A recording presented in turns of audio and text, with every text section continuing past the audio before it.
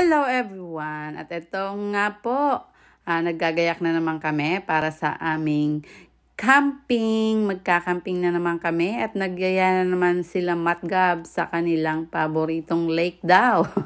Medyo malayo-layo po yon, kaya gabi pa lang naggayak na kaming mag-asawa para maagang-maaga kinabukasan ang aming gala. Lalayas na kami early in the morning. O, diba? Alas 3 pa lang yan. Lumayas na kami kinabukasan. Kaya ito, pagdating namin sa campground, ito, nag-set up kami kaagad ng aming matutulugan. At swerte naman ng mga panahong yan, maraming mga bakanteng campsite. Kaya namili pa kami. May chance pa kaming namili. Pero pangalawang pagkakataon na namin to na nag-camping dito. At ayan nga po, ang napakagandang ibon. Nakalimutan ko na ang pangalan. Bumabati sa amin ng magandang umaga. Ayan, ganito po kaganda dito sa Canada pag nasa wilderness ka. Mayroon kang mga bisitang ibon o mga wild animals na mga magaganda. At ito nga po, papakita ko po sa inyo ang aming paboritong lake. Napakaganda siya naman niya, 'di ba? O, kayo na humusga kung ito ba'y babalikan nyo siya. Kung babalikan nyo pa pag kayo'y nakarating dito, 'di ba? Ang ganda-ganda, napakatahimik, para siyang paraiso. Ayan naman ang aming hotel, 5-star hotel, o 'di ba? Medyo mahangin po diyan kasi yung katabing lake niyan mayroon pong sunog. Ayan, at sinet up na nga po ng aming. At ayan nga po, dahil ligong-ligo na ang magkapatid na sila Matgab, kaya ayan, sinet up na namin ang aming kayak at saka ang aming paddleboard ay ready na. Kaya ayan, panoorin nyo po ang aming camping. At habang maliwanag pa ang panahon at hindi pa makulimlim gawa ng usok, ayan, sinamantala naming i-enjoy ang lake kasi madalang lang ang tao. Mga ilan nga lang po kaming campers dyan. Mga 3 campsite lang po ang may tao. Pangatlo kami. Kaya napakaganda po niyan ng pagpanahon na pumunta kami dyan. O, diba? Kahit medyo may usok-usok sa kabilang ibayo dahil yung katabi ng Johnson Lake, ang Adams Lake, ay mayroon pong sunog.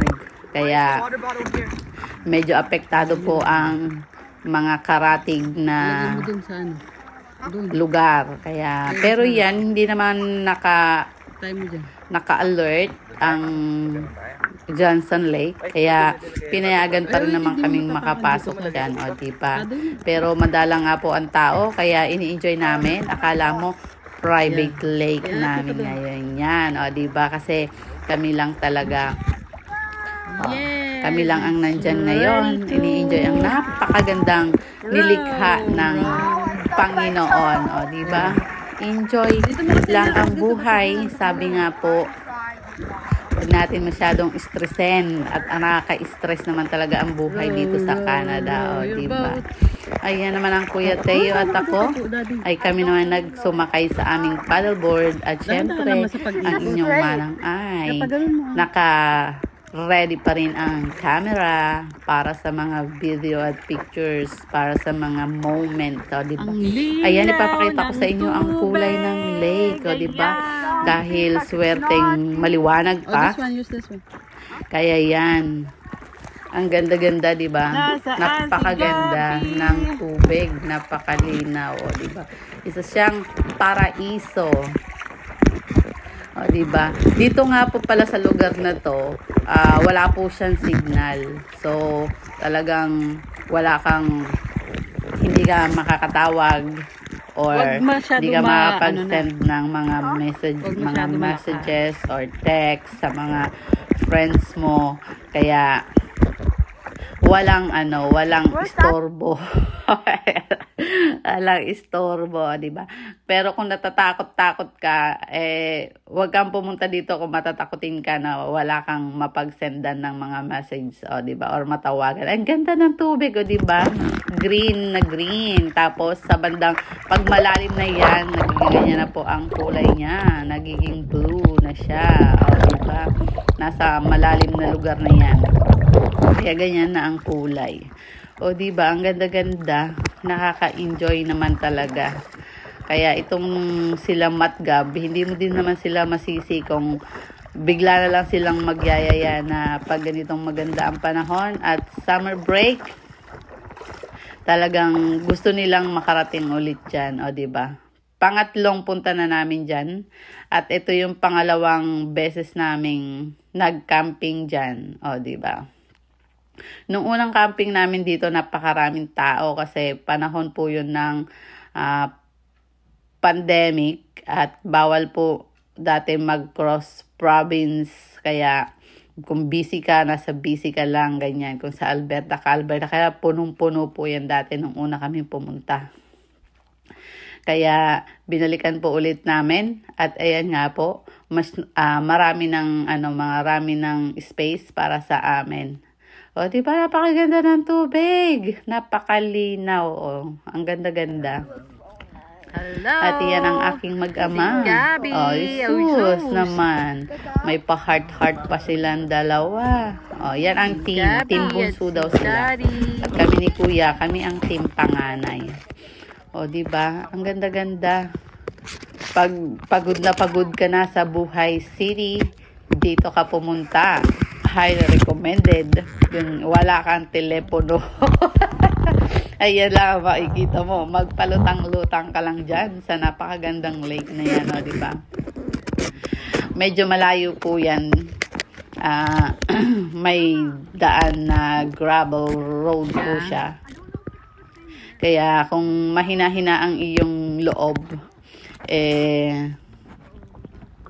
hindi mo po siya gugustuhin puntahan. Pero sabi nga, kung gusto mo ng magandang lugar or mapupuntahan, kailangan mo talagang paghirapan, diba? Sabi nga. O, ayan si Kuya, diba? Enjoy na enjoy siya sa paglalangoy. O, diba? Napakasarap nga naman kasing lumangoy dyan. Pero ang tanong, lumangoy ba ako? Hindi, kasi napakalamig ng tubig kahit na summer. Hindi ko kayang lumangoy dyan.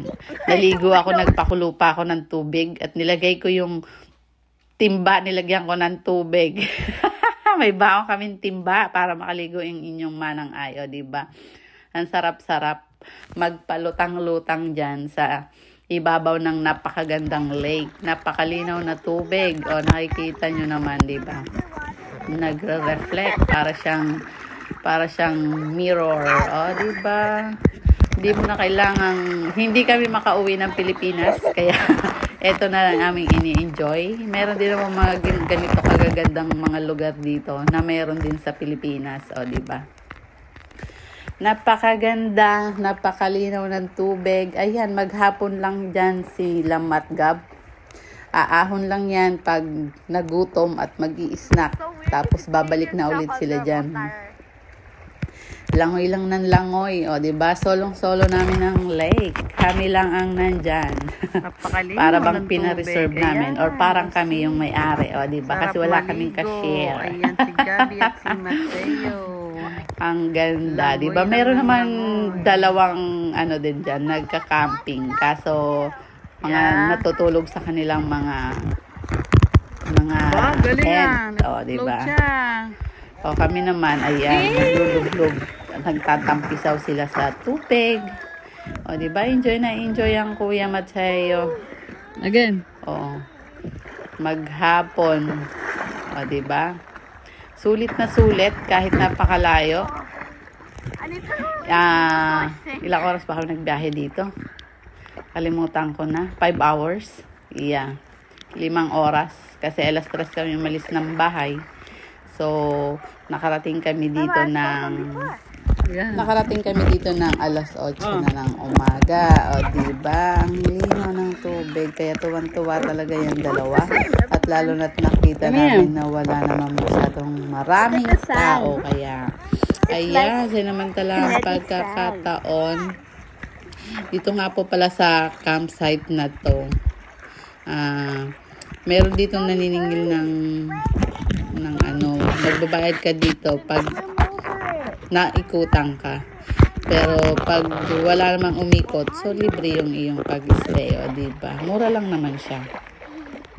Kaya nag-stay kami dito ng 2 gabi. O diba? 2 araw, 2 gabi. Kasi yung napakaganda at ayaw pang umuwi nitong dalawa. Ini-enjoy nila yung lake. Ganyan lang naman silang dalawa eh. Pag sa labasan, magkasundo naman yan sila. Basta dalhin mo sila sa tubig. O, diba? Ayan ang manang ay may pa-selfie. O, diba? Ang ganda-ganda naman. Gusto ko sanang putulin itong mga na to. Pero gusto kong i-share at i-keep itong mga memories na to. Para lagi lang namin mapapanood sa YouTube or sa aming channel. Kaya kung nag-enjoy po kayo sa panonood sa aming mga video, sa aming mga gala, please subscribe lang po ng aming channel para sa mga susunod pa po naming mga video. O diba, ayan ang aming campsite. Isinecured na naming mag-asawa. Pero napakahangin ng mga araw na yan. O diba? At ayan, hapunan na nga po at nagluto ang Kuya Teo ng kanyang paboritong sinigang na bangos sa kamatis na may hipon, syempre. Yun lang naman ang gusto niya sa sinigang. At ayan, good night everyone. Napakaganda. Ayan po ang sunset dito sa Johnson Lake. O diba? Makikita mo yan kung mag-i-stay ka dito ng hanggang gabi. O diba? Napakaganda. Yan ang aking naabang-abangan talaga dyan. Kasi ang ganda-ganda, diba? Ang ganda-ganda. Sobrang napakaganda ng kapaligiran. O, diba? Para kang nasa paraiso. Ayan ang itsura po niya sa gabi. Ayan, at sobrang nga po namang napakaganda. Agree po ba kayo dyan, mga kagala ni Manang Ay? O, diba? Ang ganda-ganda. At ayan ang Kuya Teo. Ayan, may pa-picture taking pa. Kasi kaninang umaga pagdating namin dyan, tulog pa siya sa sasakyan. Kaya wala siyang picture sa... At saka din naman, maulap pa nung dumating kami. Mausok, gawa nga po ng wildfire sa kabilang ibayo. Kaya ayan, 'di ba? Napakaganda. Mga 8:40 na siguro 'yan. O 'di ba? Ang linaw-linaw dahil nga po summer dito po sa amin sa Canada, kaya kahit gabi na maliwanag pa rin po siya. O di po ba? Late na po kasi lumulubog ang araw dito sa amin pag summer. Kaya ayan, ini-enjoy ko ng sobra ang napakagandang view po ng lake. O diba? Kung uma-agree din po kayo at nagugustuhan nyo ang aming mga gala, please subscribe our channel. At panoorin nyo po ang aming mga video. Maraming salamat po sa inyong patuloy na pagsubaybay at pagtangkilik sa aming mga video, sa aming mga gala. O, diba? Ayan ang mag-ina at may pa-selfie pa nga kami. At iyan. At iyan nga po mga kabiyahero, tapos na ang aming isang araw dito sa Johnson Lake, ang aming family camping at sa aming paboritong lake. O, diba? Good night everyone! At ito nga po, second day na. Good morning everyone. Ginising nga po ako dyan ng aking mahal na asawa at subukan ko raw picture, tignan yung lake kung maganda ang sikat ng araw. Kaso ayan nga po ang nangyari dahil nga po may sunog, kaya ayan po, mausok na lake ang inyo pong matutunghayan, pero maganda pa rin siya. Sobrang dami ng ulap. At iyan nga po mga kabiyahero ni Manang Ay, kabiyahera ni Manang Ay, napaka usok po niyan kasi nga po mayroong pong sunog sa kabilang ibayo, sa katabing lake po niyan. Pero tignan nyo naman po yung tubig, napakalinaw pa rin niya. O di ba, ang ganda-ganda pa rin niya kahit para siyang nakakatakot na para kang nasa ghost town, o di ba? Pero ang ganda-ganda pa rin ng lake, di po ba? Agree po ba kayo? Kung agree po kayo, please subscribe our channel para po mayroon po kayo ulit, para po maabangan niyo po ang aming mga susunod pang mga video, o di ba?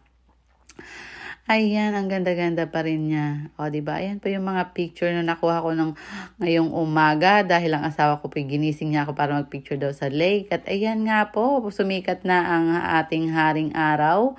At bumabati na magandang umaga. At ayan, nag-almusal lang nga po kami dyan. Nagkape at saka nagtinapay lang kami dyan. At ayan, meron tayong bisita. Ito yung sinasabi ko sa inyo pag ganitong nagkakamping at mahilig kayo sa nature. Ayan, 'di ba? At ayan nga po, dahil sobrang lamig po ng panahon, kaya nagkape at nag-hot chocolate yung sila Matgab. At kami naman ni Daddy, syempre nagkape. At pagkatapos namin dyan magkape, naglaro naman silang mag-ama ng chess. Ayan ang libangan nila sa campsite. At pagkatapos nagluto na naman kami ng aming tanghalian. Kasi nga naman po ay maalamig pa rin. At ayan ang aming bisitang ibon. Pero syempre ang dalawa hindi pa rin makatiis. At gusto pa rin lumangoy kahit na makulimlim. Dahil nga po sa usok. O diba? In-enjoy pa rin nila ang lake. O diba? Hindi mo sila mapipigilan maglublob sa tubig. Kaya nga daw sila pumunta dyan para lumangoy. O, diba? Hayaan mo sila mag-enjoy. I-enjoy lang ng i-enjoy. O, diba? Kasi libre naman po yan. Wala pong entrance dyan. Hindi pa kami pinupuntahan ng naniningil. Kaya, i-enjoy lang po natin. O, diba? Ang saya-saya nila. Yan ang isa sa hindi mababayaran. Walang katumbas na halaga, sabi nga. Yung mga ganitong moment, 'di ba? Sabi nga nila, lubos-lubusin mo at i-enjoy ang oras at panahon mo para sa mga anak mo sa kanilang paglaki. Dahil paglaki nila, gagawa na rin sila ng sarili nilang memories, hindi na ikaw ang kasama nila, o, diba? Ayan ang aking gabi. Tingnan nyo naman. Shell? Yeah. Can you put in your hands? Let me see how tiny is it. Oh my, pati yung shell nila dito. Is that alive? I don't know. Pati shell nila dito, puti, no? Is there anything in there? I don't know. Sand. Sand? So hindi yan alive? No. Can I have it? Yeah. I put my crock.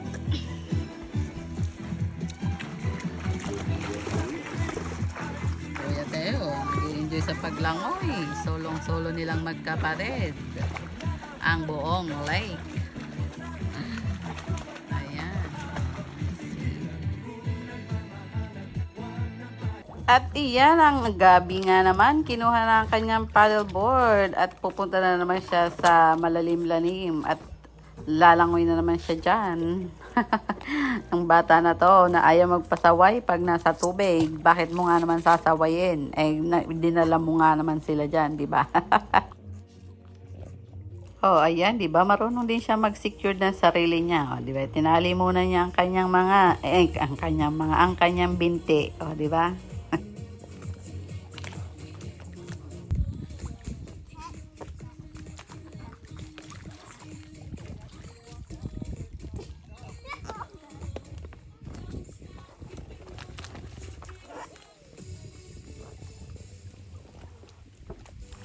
Do I have to do this?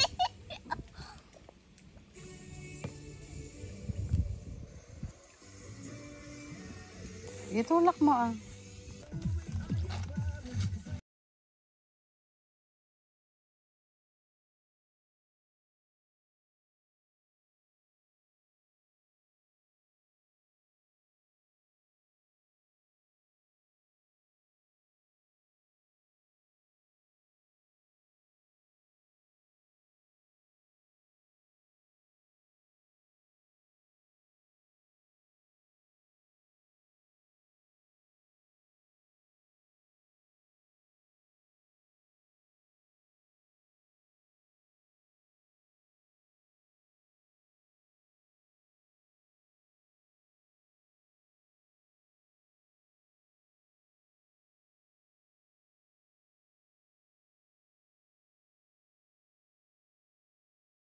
Diba?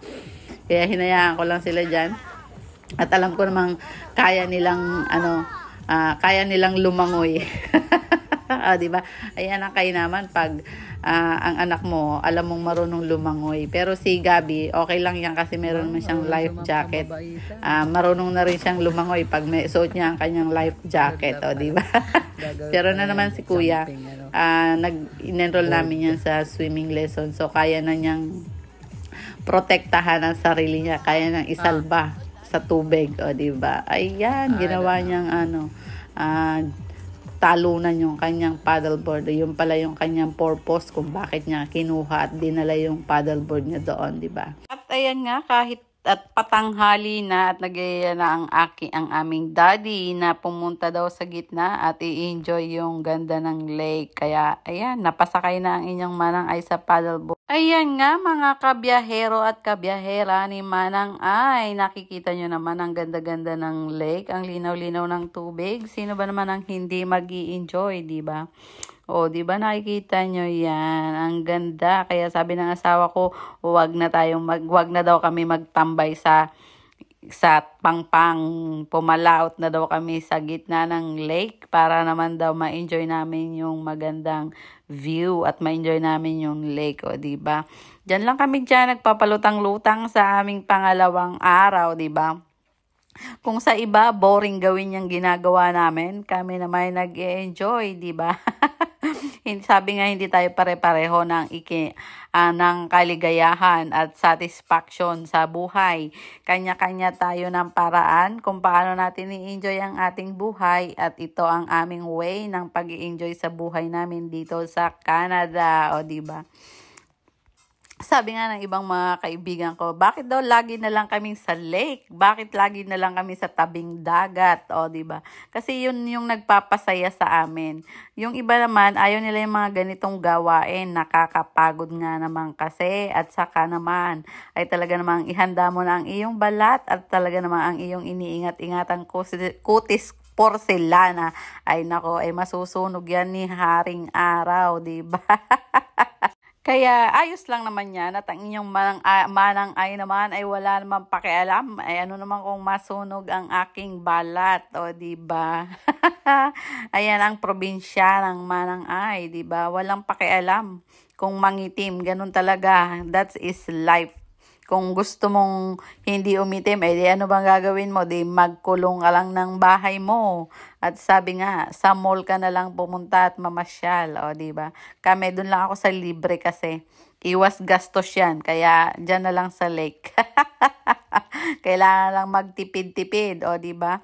Kailangan lang naman hindi mo naman kailangan gumastos para maging masaya ang buhay mo, di ba? Depende at nasa sayo lang yon kung paano mo gawing masaya ang buhay. Sabi nga nila, mahirap ang buhay dito sa Canada, punong-puno ng stress, pero pwede ka namang paminsan-minsan magbawas ng stress. Sabi nga, di ba?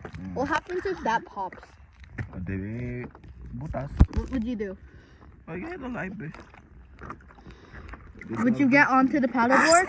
Garbage na. Would you get onto the paddleboard?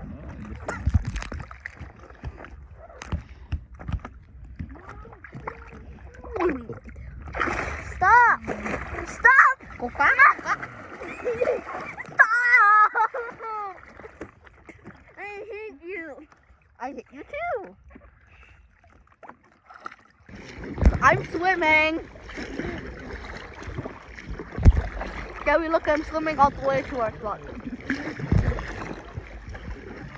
Gabby, look how fast I'm swimming. I'm swimming. No one would go. No one would go this way. No. Have good luck for you.